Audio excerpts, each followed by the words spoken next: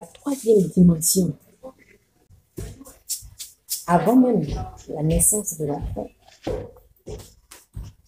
les actions que les parents ont les uns vis-à-vis des autres, c'est-à-dire l'assistance de la mère pour le père, son l'époux, et l'assistance de l'époux pour la mère.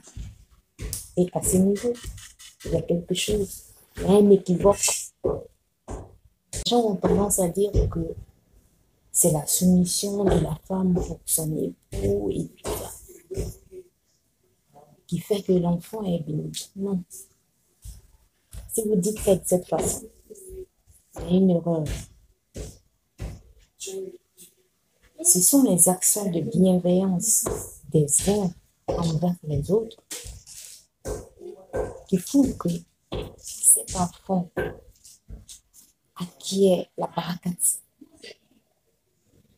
Je vais vous donner un exemple. Oui, je vais vous donner un exemple. Vous amener à mieux comprendre. Il y avait l'un de mes grands-pères. Il était marié à une femme qui était assez sévère. Je ne vais pas dire méchante, mais elle était sévère. Et il n'a pas eu d'autre femme que cette femme. Voilà. Il était mon regard. Mais je vous dis que tous ces enfants, sans exception, tous ces enfants ont tous réussi de son vivant. Et vous savez, c'était quoi le secret? Mon grand-père a toujours été solidaire avec tous les parents, tous ses parents. Il rendait visite à ses parents. Il rendait visite à ses parents. Il leur donnait de l'argent, il les assistait, il partageait de ses biens avec eux. Et c'est ça qui s'est transformé en barakat dans sa famille. Et ses enfants en ont bénéficié. Pourtant, sa femme,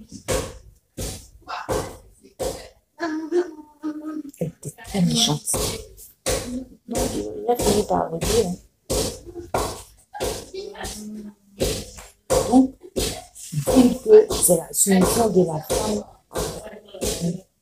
c'est la bienveillance des deux, ou bien de l'un des deux,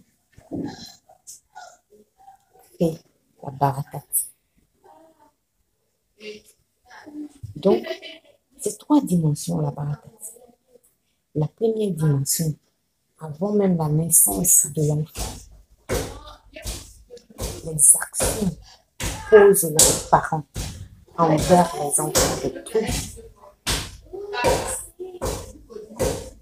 créent la barakat pour les enfants. La deuxième dimension, les actions de bienveillance de deux parents, l'un envers l'autre. La troisième dimension, c'est les actions de bienveillance que l'enfant lui-même va renvoyer